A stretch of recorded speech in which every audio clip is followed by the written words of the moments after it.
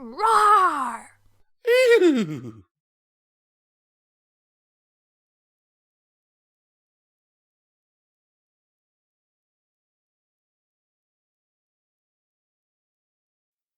A Visit from the Sisters by Anon A Mous.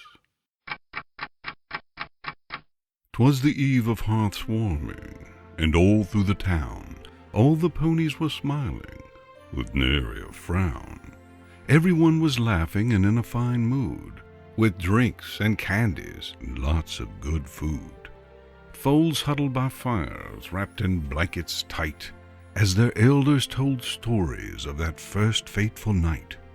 Everyone was jolly and filled with good cheer, except for one Anon, who smelled of cheap beer. He was all by himself, locked up in his home, where he brooded and pouted and drank all alone. He sat in the dark, his mind all muddled, as beer after beer he gulped down and guzzled.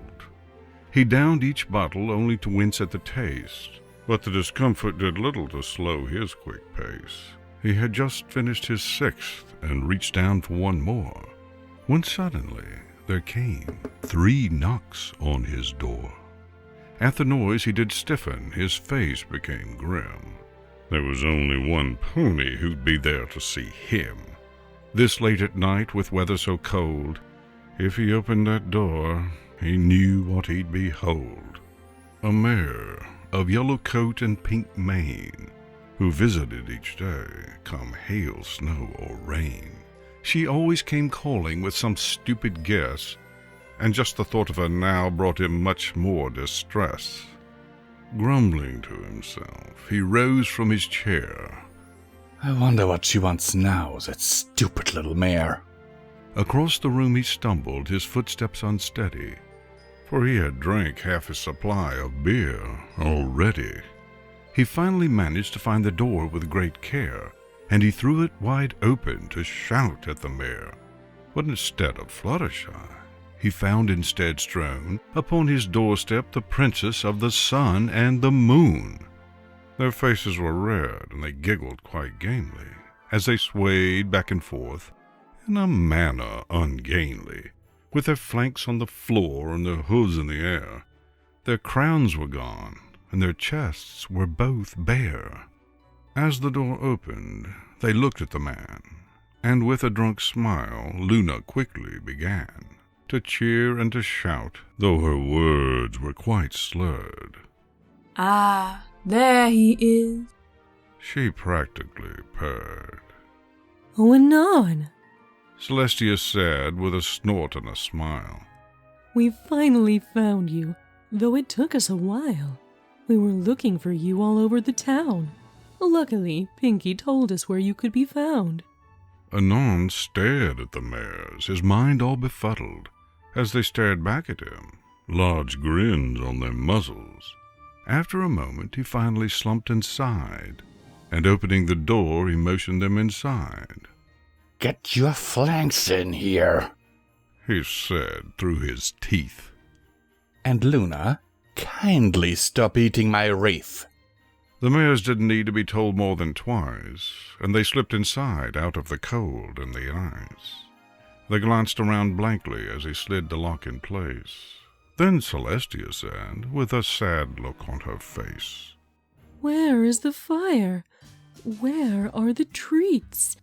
Where are the streamers and decorative sheets? You'll find none of them here. Anon said with a scowl, and the sisters could see that his mood was quite foul. I haven't celebrated the holidays in over 3 years. But if you're looking for a drink, I have some more beers. Luna looked sad. In fact, she looked quite forlorn. But not Celestia, who quickly lit up her long horn. And in a flash of light and a jingle-like sound, festive things began to appear all around. There was a tree in the corner, and streamers down the holes, and wreaths and garlands appeared on the walls. Candles appeared, with their flames all a-flicker, as Celestia danced around with a whinny and a nicker. In short order, his home was covered in tinsel and lace, and a merry fire was roaring in the proper place. It was so brilliant, and the dark all but disappeared, as Celestia stood there, grinning from ear to ear. There we are, she said, with a drunken half-giggle, and diving on his couch, she began to wriggle under the blankets in front of the roaring fire. Anon just stood there, trying to figure out what had transpired.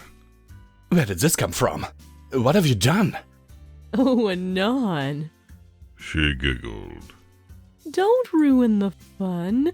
My sister and I have watched you each year as you sit all alone and drown in your beer. That's no way to celebrate such a wonderful night. So my sister and I are here to make everything right. 'Tis true, Luna added with a lopsided grin. for I too know about the sorrow that lies deep within. You two are crazy. Anon huffed. I'm perfectly fine. Celestia then pouted and held up some wine. Please, Anon, She said, her lip all a-quiver. will you at least let us help you kill off your liver? Anon stared at the bottle and tried to debate whether or not he was in the right state to deal with these ponies. They could be quite tricky, but eventually he decided he couldn't be picky. And company was company, especially tonight. So with a sigh he nodded and said, All right, we'll do things your way. But just so you know, if either of you try something, you're out in the snow. Why, Anon! Celestia cried with a startled gasp. We would never do something so vulgar and crass. We've just come to help you celebrate the holidays proper. And with that, she quickly pulled out the stopper. They drank of the wine and partook in the treats, even as snow slowly continued to blanket the streets. And soon enough a smile appeared on Anon's face, as the sisters helped him to escape depression's embrace. The trio laughed and they joked through the dark winter night, chatting and singing in the soft firelight. They snuggled down deep in blankets so warm, ignoring the snow that outside did storm. They spoke of past experiences, of friends they had known.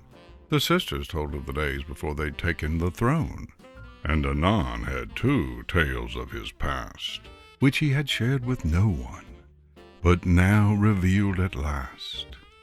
It was just about nearing 4:15, when Luna suddenly started to snore. She had fallen asleep right there on the rug, with frosting on her lips and eggnog in her mug. Celestia and Anon both watched her with smiles as they continued to work through their candy stockpiles. Slowly the fire began to fade until only embers remained, and that's when Anon's smile slowly began to fade. He looked at Celestia with her coat all so white, and he thought about what had transpired that night. So as the embers and the burnt logs did sputter, Anon leaned back and said in a mutter, Thank you, Celestia, for all that you've done. But all of this stuff, you've clearly overdone. I'm no one to waste such time and such flair. Your efforts tonight would have been better spent elsewhere. I'm not at all that special. No, not in the least. Yet you come here bearing good drink and a feast, the likes of which I have never had before. So tell me, Celestia, why did you knock on my door? Celestia was quiet for quite a long while, but when she did answer, she did so with a smile.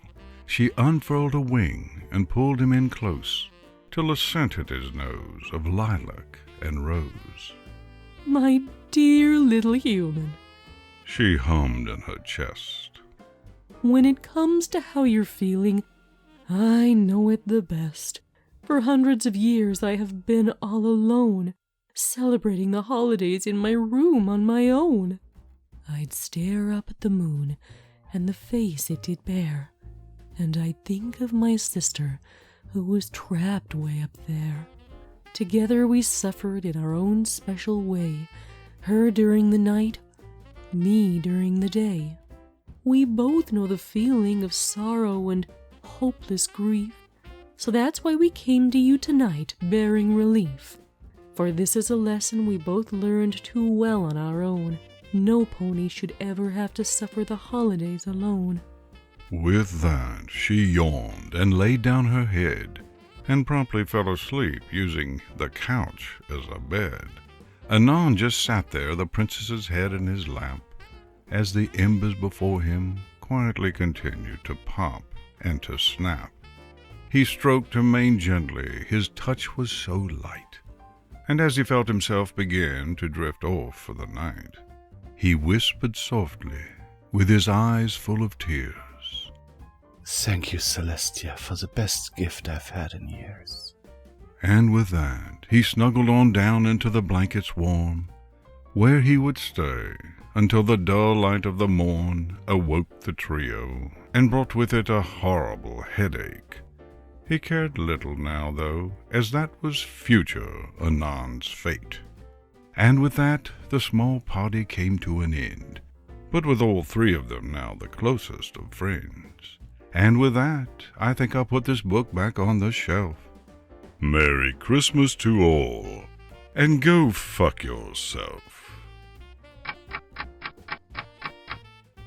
Story by Anon A Mous. The amazing narrator was Ilya Leonov. The voice of Luna was Midnight29. The voice of Anon was Visual Pony.